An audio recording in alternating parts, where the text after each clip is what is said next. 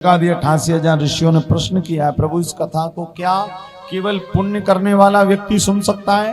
पापी व्यक्ति इस कथा को नहीं सुन सकता? बोले बिल्कुल सुन सकता है। तो बोले कोई पापी हुआ जिसने भगवान की कथा सुनी हो? बोले बिल्कुल हुआ। कौन? बोले ये मानवा पाप कृतस्तु सर्वदा सदा दुराचार रता विमार्गगा क्रोधाग्निदग्धा कुटिलास्य कामिना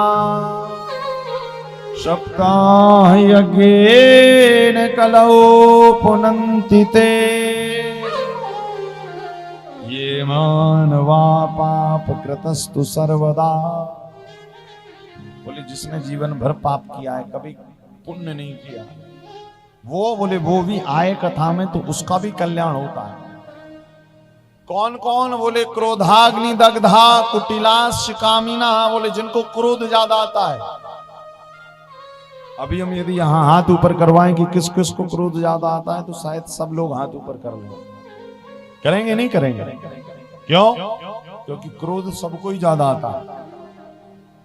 आता है कि नहीं आता? तो क्या लिखा है? क्रोधाग्नि दग्धा कुटिलास्य कामिना सप्ताह यज्ञेन कलौ पुनन्ति ते। बोले जो कुटिल हैं, जो कामी हैं, क्रोधी हैं, तो शौनकादि ऋषियों ने कहा ऐसा कोई हुआ है कि जो कुटिल हो, कामी हो, क्रोधी हो और भगवान की कथा को सुनकर उस पर भगवान प्रसन्न हो गए? बोले बिल्कुल। कौन? बोले धुंधकारी नाम का पापी व्यक्ति हुआ। आत्मदेव जी की कथा सुनाई। तुंगभद्रा नदी के तट पर एक आत्मदेव नाम के ब्राह्मण रहते जिनके घर में संपत्ति बहुत है किंतु कोई संतान नहीं। घर में तुलसी का पौधा लगाते हैं, पौधा सूख जाता है, गाय पालते हैं, गाय बांझ रह जाती है। बहुत प्रयास करा, पुत्र नहीं हुआ तो आत्मदेव जी आत्महत्या करने के लिए चले गए जंगल। कभी कभी हमें अपने जीवन के संघर्षों में संघर्ष करते करते मन में आता है, ऐसा लगता है कि लोग सोचते हैं ना कि अपने आत्म को हनन कर लो।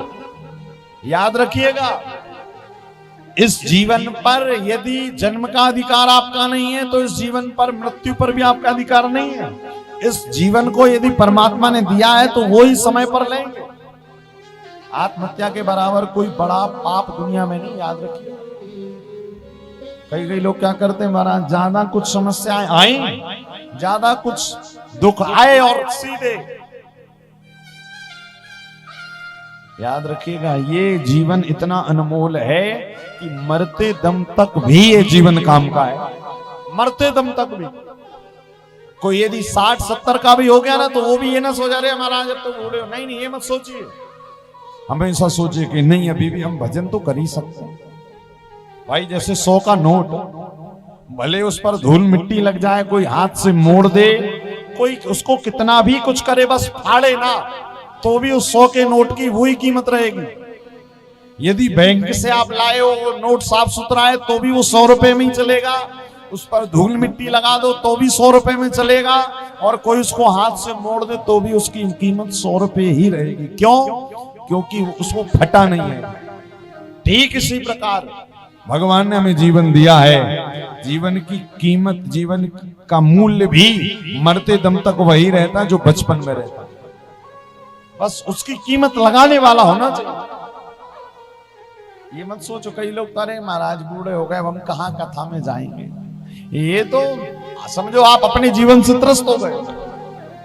आत्मदेव जी आत्महत्या करने जा रहे हैं, एक संत मिल गए। क्या कर रहे हो भैया? बोले आत्महत्या करने आया हूं। क्यों? बोले कोई बेटा नहीं है। अच्छा, संत ने कहा बेटा नहीं है तो आत्महत्या कर लोगे? बोले हाँ करूंगा ही। क्या करूंगा? जी कर। तो संत ने कहा कि बेटा मिल भी जाएगा तो क्या करोगे? बोले बेटा होगा कम से कम 1 गिलास पानी तो देगा। तो संत ने कहा कि जरा ढूंढ कर लेकर आओ कि कलयुग में किस किस का बेटा 1 गिलास पानी के लिए भी आज पूछ रहा है। भाई बेटों के पास टाइम ही नहीं। आपने अपना गृहस्थ बनाया, बेटा अपना गृहस्थ बनाने में व्यस्त है। पैसे कमाने में व्यस्त है, आप अपने बेटे को पालने में व्यस्त थे, वो आपका बेटा अपने बेटे को पालने में व्यस्त है। वास्तव में देखा जाए तो ये दुनिया जबरदस्ती का एक स्वांग में भूली रहती कि बेटा पानी देगा। सोचते ना कि बेटा अंतिम समय सेवा करेगा। आजकल के बेटों को देखो, पोते से यदि दादी कह दे कि बेटा जरा एक गिलास पानी दे दे, पोता कहेगा दादी 10 मिनट रुक जाओ, मोबाइल में गेम खेल रहे हैं, जब गेम हो जाएगा तो लाके दे। अब जब तक गेम पूरा नहीं होगा उतने में यदि दादी चली गई तो बोले दादी चली जाए किंतु गेम ना छूटे। ऐसे आजकल की संतान, तो कब वो तुम्हें पानी के देंगे, सेवा करेंगे? आत्मदेव ने कहा वो सब जाने दो, कम से कम मरने के बाद बेटा पिंडदान तो करेगा।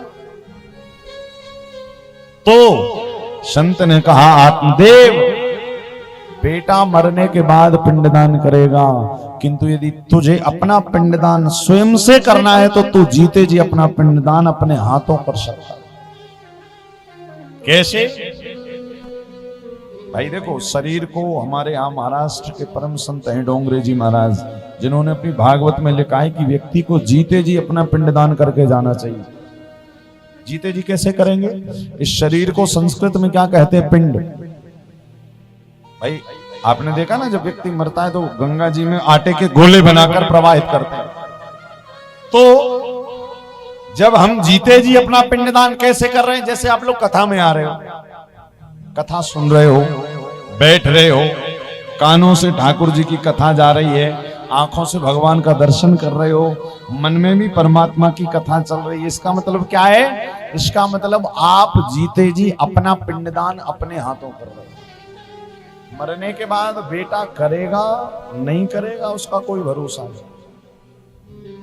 भाई आजकल के बेटों के पास टाइम नहीं है कि आपको गंगा ले जाएं, गया ले जाएं, कथा सुने, इसी का छोड़ो। वो करेंगे सो करेंगे, पता नहीं, इसी कारण व्यक्ति को जीते जी अच्छे का। अब हरिमुख मांगा किंतु उसके बाद क्या कह गए कि जय विधि होय नाथ हित मोरा। भाई नारद जी को भगवान का मुख मांगना था तो मांग लेते, ये चौपाई नहीं कहनी। जब जाने लगे ना मुख मांगकर तो क्या कहने लगे कि जय विधि होय नाथ हित मोरा, करऊं सुवेग दास में तोरा।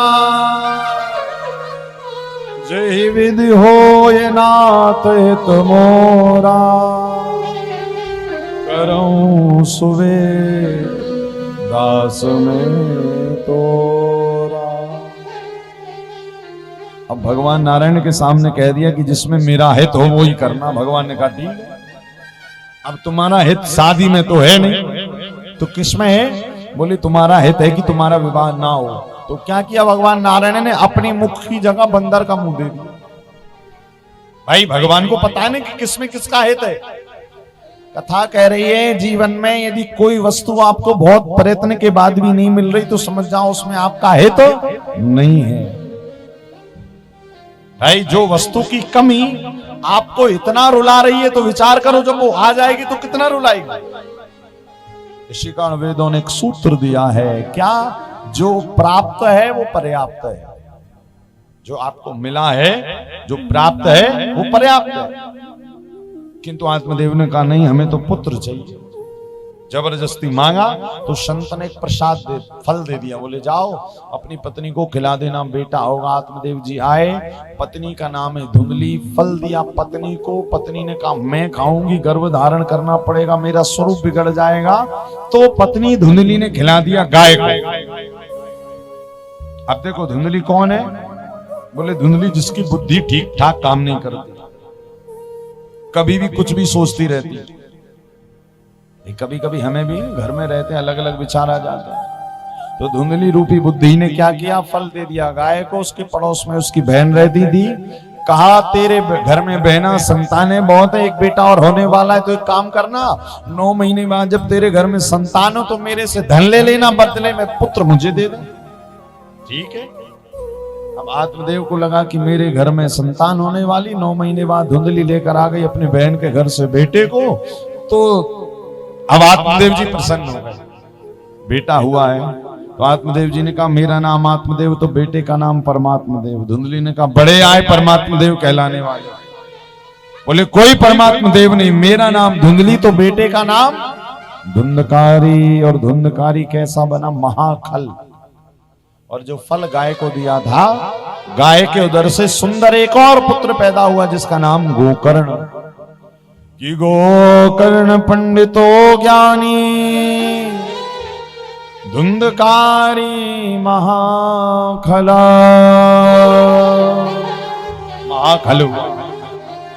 अब आत्मदेव जी को संत की बात याद आ गई। वो संत ने ठीक कहा था, बेटे के होने से मुक्ति नहीं मिलती। यदि मुक्ति करना है तो अपनी मुक्ति अपने हाथों हमें करनी पड़ेगी, बेटा कुछ नहीं करेगा। आज आत्मदेव जी दूसरे पुत्र के पास गए, गोकर्ण के पास। गोकर्ण का छोड़ो ये सब, जाओ भजन करो। देहेस्तिमान सुरुधरे भीमतम त्यजत्वम जाया सुतादिशो सदा ममता विमुंच पश्यानिशं जगदिदं क्षणभंग निष्ठम। आत्मदेव जी भजन करने के लिए बढ़े। गोकर्ण जी घर पर रुके। अब धुंधकारी ने इतना पाप किया कि एक समय के बाद धुंधकारी भी मर गया। और मरने के बाद जानते हो क्या बना? प्रेत। अब प्रेत क्यों बना भाई? गोकर्ण जी तो जब धुंधकारी मरा था तो उसका श्राद्ध करने गए थे गया जी। कहते ना हमारे यहाँ पर धर्म शास्त्रों में नियम क्या है कि जब कोई मर जाता है तो कहां ले जाते हैं? गया। उसका नाम क्या है? गया। गया यानी सुना है ना नाम गया जी का? गया यानी गया। क्यों? बोले घर से भी गया, परिवार से भी गया, समाज से भी गया, तो लोगों ने उसका नाम रख दिया, तीर्थ का नाम गया।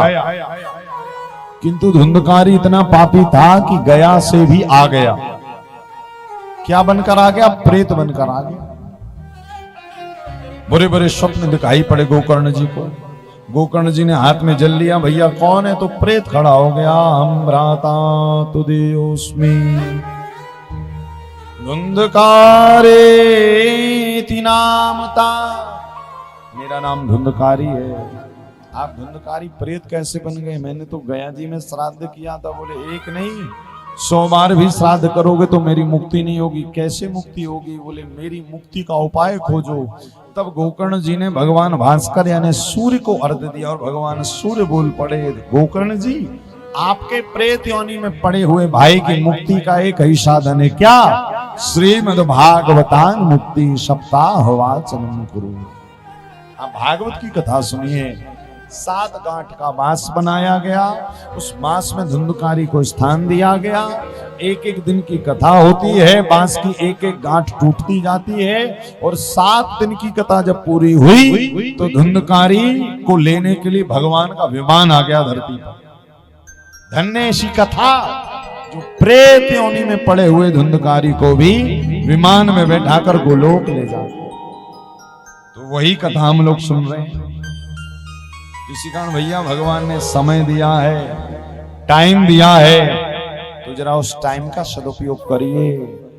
जीते जी देखिए, जब प्रेत योनि में पड़े धुंधकारी को मुक्ति मिल सकती है तो हम तो जी रहे हैं, अभी जिंदे हैं ना, जीवित है, मानव है, इंसान। इसी कारण जीवन में वो शाम आए आखिरी, वो शाम आने से पहले प्रयास करो कि जीवन में वो श्याम सुंदर का दर्शन हो। और होगा जरूर। कब होगा? जब आप उनके लिए बेचैन रहोगे, उनके लिए परेशान रहोगे, सदैव सोचोगे कि ठाकुर जी कैसे मिलेंगे, कथा में मिलेंगे कि वृंदावन में मिलेंगे।